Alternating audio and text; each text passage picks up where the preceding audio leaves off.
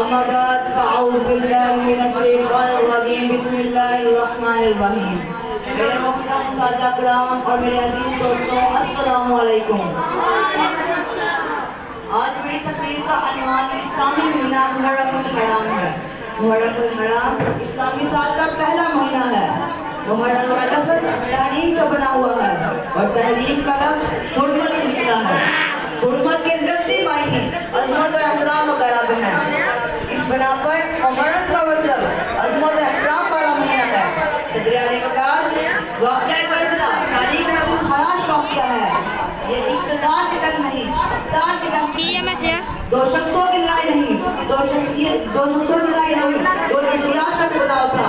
حق پر باطل کا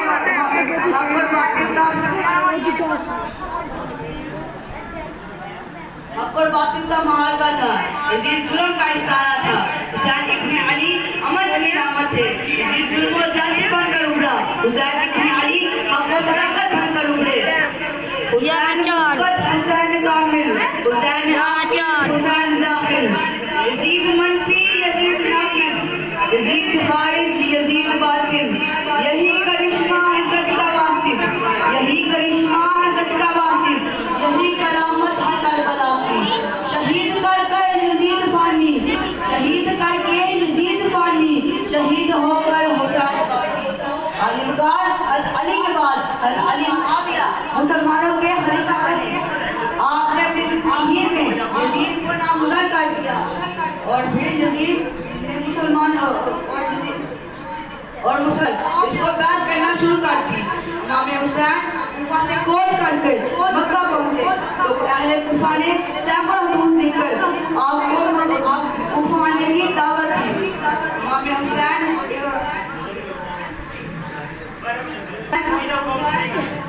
بن عقیل کو اس کا اجازہ لینے کے لیے کوفہ روانہ کر دیا تو پہلے دن ہی سینکڑوں مسلمانوں نے آپ کے ہاتھ پر بیعت کر دی.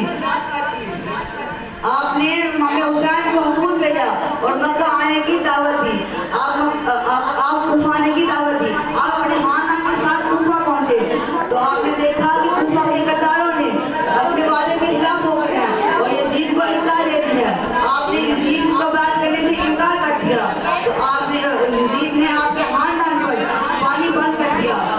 دوستو ہمیں 14 گھنٹے کا روزہ بھاری لگتا ہے. دوستو ہمیں 14 گھنٹے کا روزہ بھاری لگتا ہے. میرے نبی کے خاندان پر 72 گھنٹے تک پانی بند رہا تھا. کلیجہ پھٹ جاتا ہے جب بھی میں واقعہ کربلا پڑھتا ہوں. کلیجہ پھٹ جاتا ہے جب بھی میں واقعہ کربلا پڑھتا ہوں. مٹ گئی نسلیں یزید کربلا کی حق میں، مٹ گئی نسلیں یزید کربلا کی حق میں، باقی رہے گا نام قیامت تک حسین کا. میرے عزیز ساتھیوں، اگر امام حسین اتنی عظیم قربانی کربلا میں نہ دیتے تو آج یزید ہر گلی، ہر محلہ اور ہر گاؤں، ہر شہر میں ہمیں دینے نہ دیتا.